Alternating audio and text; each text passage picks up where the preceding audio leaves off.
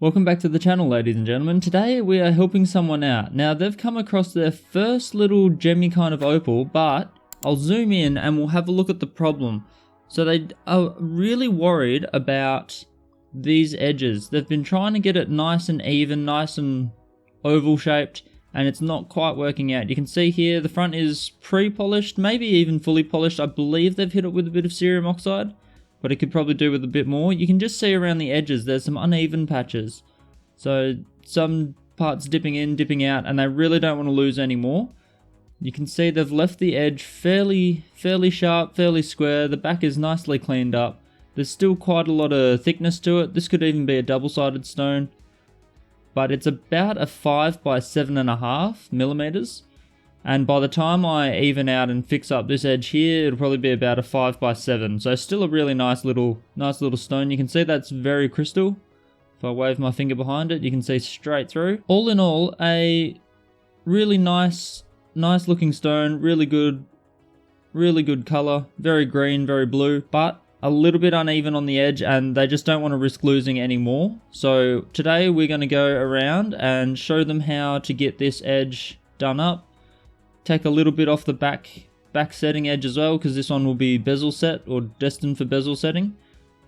And we'll just fix up the dome a little bit here as well.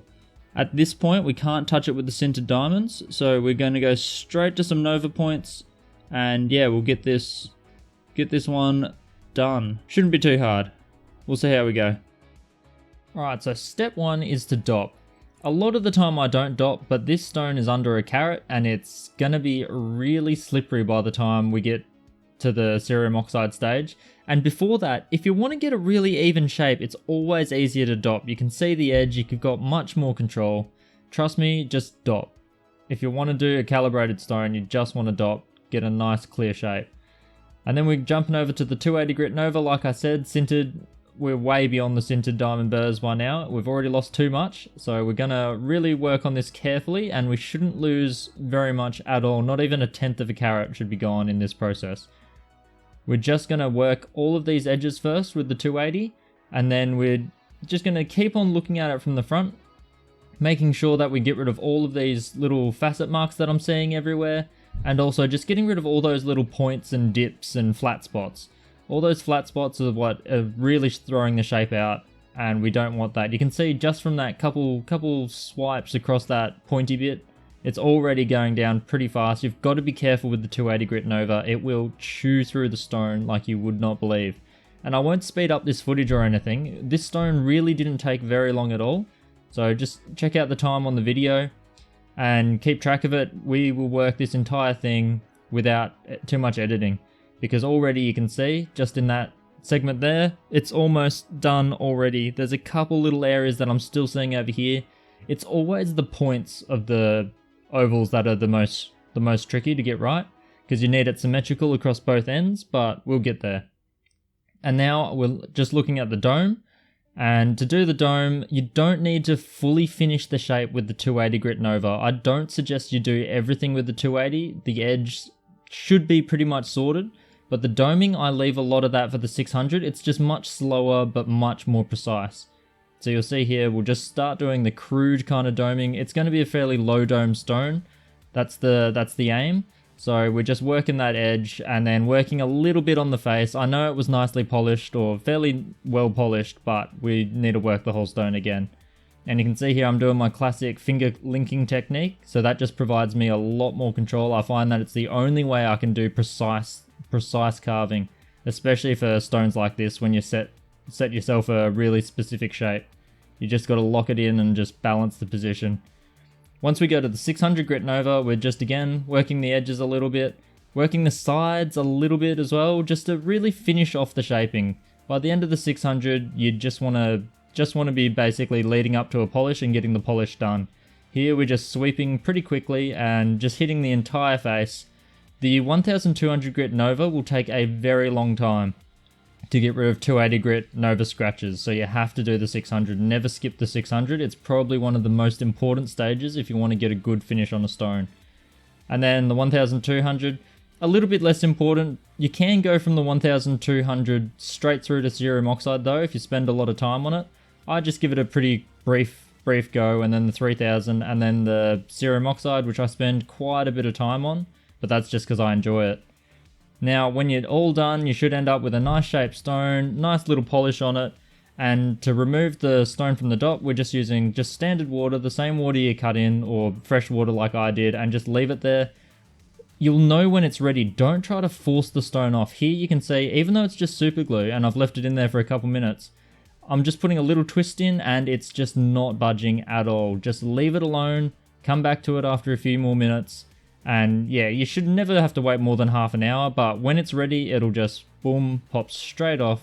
No worries, don't damage your stone. Well, ladies and gentlemen, there we have it. So we got our nice little finished stone here. It's really small, so it's actually hard for me to hold onto in a way that I can show off all the edges, but you can see it's much neater and tidier than it was before. Now, I took a photo before I started working on it, so I'll pop that up here and compare it. The idea was that we didn't lose too much, but also still managed to get ourselves a much nicer, neater, tidier stone with a good shape, because that was what they were worried about, and they just kept losing weight, and they really needed to be able to finish it. And I've got a bit of a theory on that. So there we are at 0.66 carats. Pretty small stone, like I said, under a carat, starts getting a little bit tricky. Now, I think the most important things with this stone was, number one, I don't know if the person dopped it or not. Maybe they did. Maybe the dopping wasn't overly great. Dopping allows you to see, like, for example, I'm holding this stone now. If you're doing this without a dop, you're covering up a lot of the edges. So if you dop it, you can just keep your fingers way down here and hold it on a stick, and you can really twirl it around and have a better look at it. As you could see while I was doing the cutting, it's so much easier to see with the dop. I think that was one of the reasons why the person couldn't get it nicely shaped. And every time they kept trying to fix one issue, it just got more misshapen.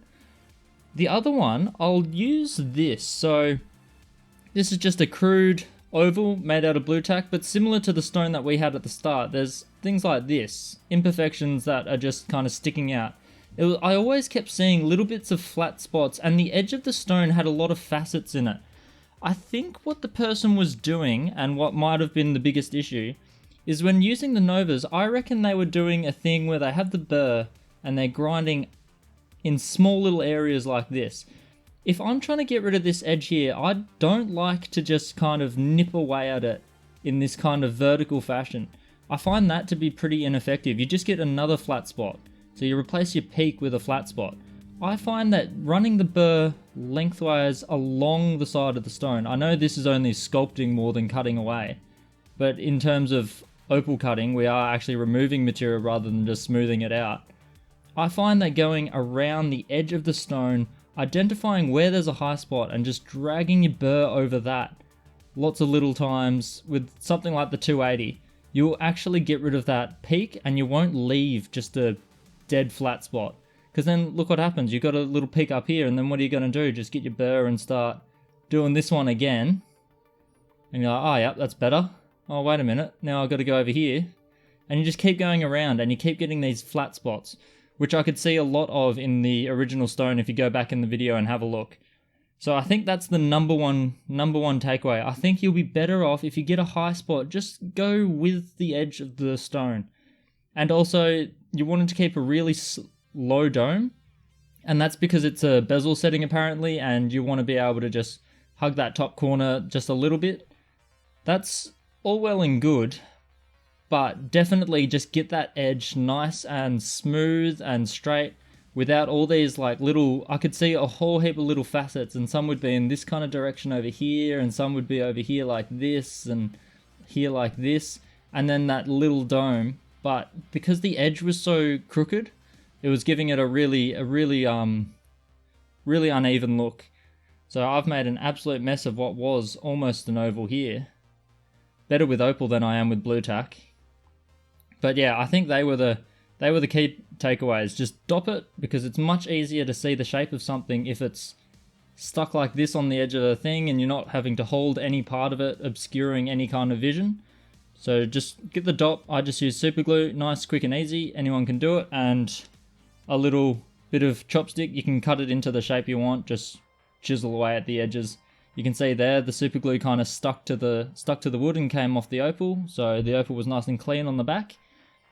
And yeah, instead of just doing these kind of vertical against the grain of the edge, just go with the edge and just get rid of those peaks that way. You just feather it out a bit more rather than focus on there's a high spot, attack the high spot. Just keep working it with the rest of the stone. You're always having a look at the greater picture then, rather than focusing on one little corner.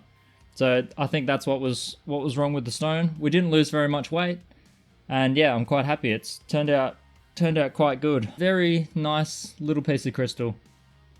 So hopefully it turns into a future ring. It's not a bad size. There it is on one of my hairy hobbit fingers. Hope you found something useful out of this video, and it'll help along with your carving if you're finding that your shapes are getting not quite the shape you want. Anyway, I'll see you in the next one. See you guys.